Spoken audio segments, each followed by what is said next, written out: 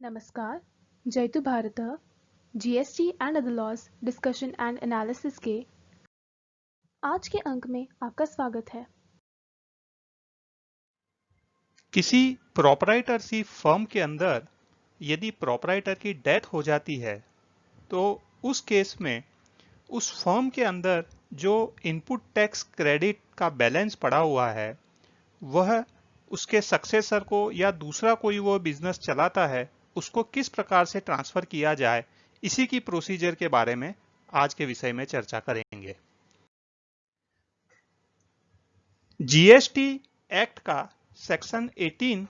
अलग अलग सर्कमस्टांसिस में इनपुट टैक्स की क्रेडिट कैसे प्राप्त की जा सकती है उसके बारे में बताता है।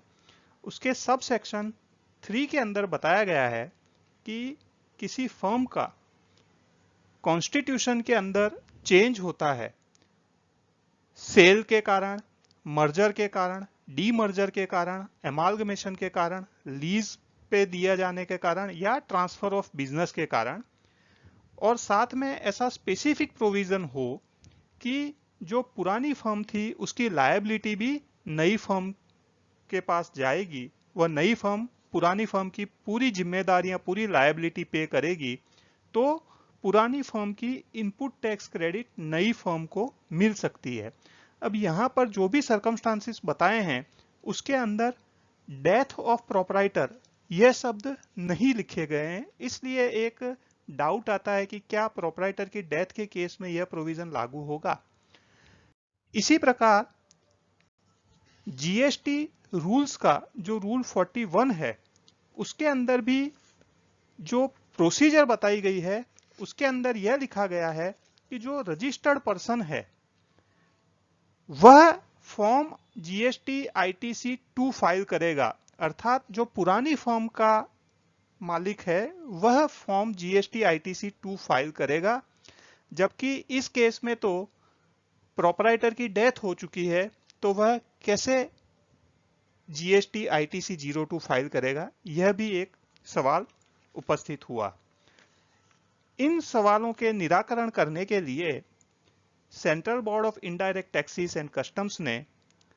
सर्कुलर नंबर 96/15/2019 जीएसटी दिनांक 28 मार्च 2019 से स्पष्टीकरण दिया है। इसमें यह बताया गया है कि जो सेक्शन 29 सबसेक्शन 1 है उसमें रजिस्ट्रेशन कैंसल करने के लिए जो प्रक्रिया बताई गई है उसमें यह लिखा गया है कि यदि कोई भी बिजनेस डिसकंटिन्यू हो जाता है या बिजनेस किसी भी कारण से ट्रांसफर हो जाता है जिसमें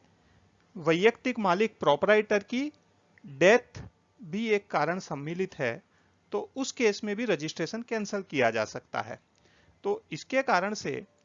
जो ट्रांसफर का वर्ड है, जहां पर भी transfer of business word use किया गया है वहां पर प्रोपराइटर की डेथ के कारण भी बिजनेस ट्रांसफर होता है तो उसको ट्रांसफर में ही माना जाएगा, ऐसा स्पष्टीकरण सेंट्रल बोर्ड ने दिया है।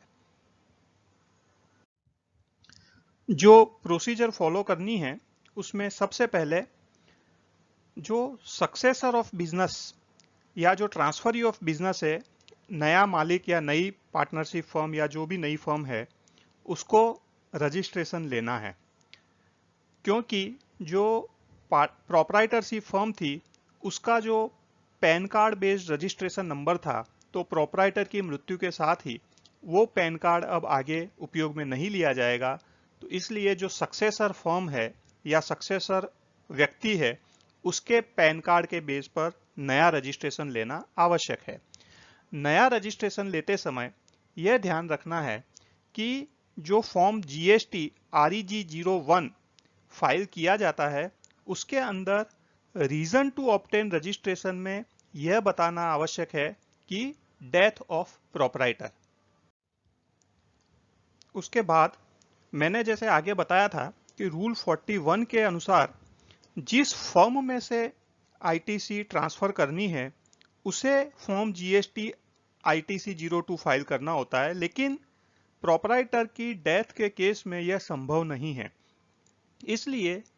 यह बताया गया है कि जो फॉर्म जीएसटी आईटीसी 02 फाइल करना है वह सक्सेसर के द्वारा या ट्रांसफरी के द्वारा, अर्थात जो नया मालिक या नई मालिक की फर्म है उसके द्वारा जीएसटी आईटीसी 02 फाइल करना पड़ेगा और उसके अंदर जो आईटीसी की रकम ट्रांसफर करवानी है पुरानी फर्म में से नई फर्म के अंदर, वो उसे दर्शाना होगा।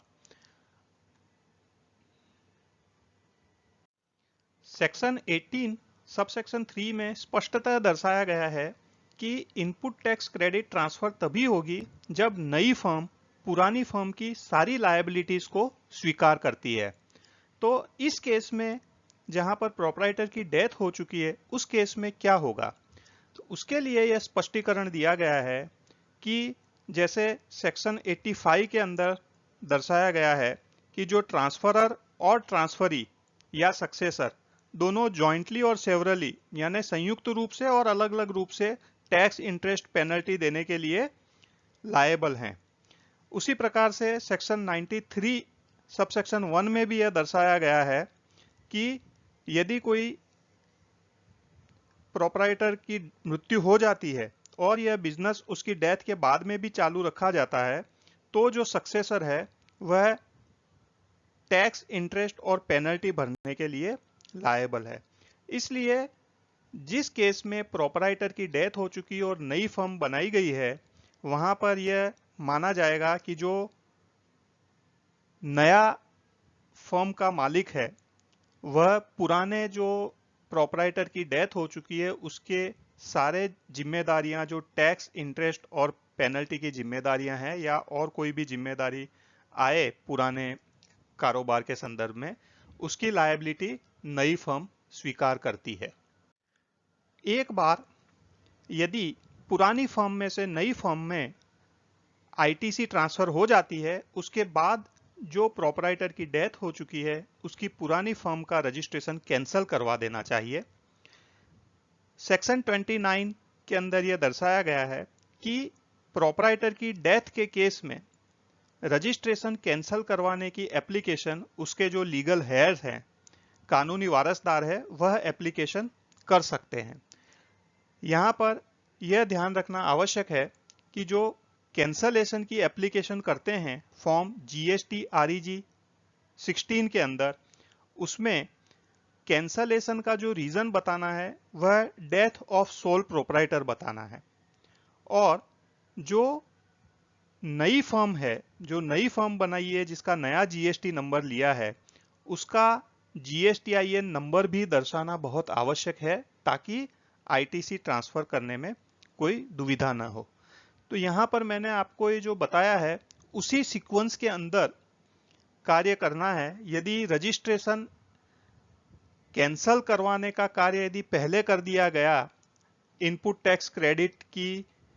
ट्रांसफर करने के लिए फॉर्म जीएसटी आईटीसी 02 फाइल करने के पहले, तो आईटीसी ट्रांसफर करवाने में दिक्कत आ सकती है। इसलिए जो प्रोसीजर है उसको क्रमशः जिस प्रकार से दर्शाया गया है सर्कुलर में उसी प्रकार से फॉलो करें।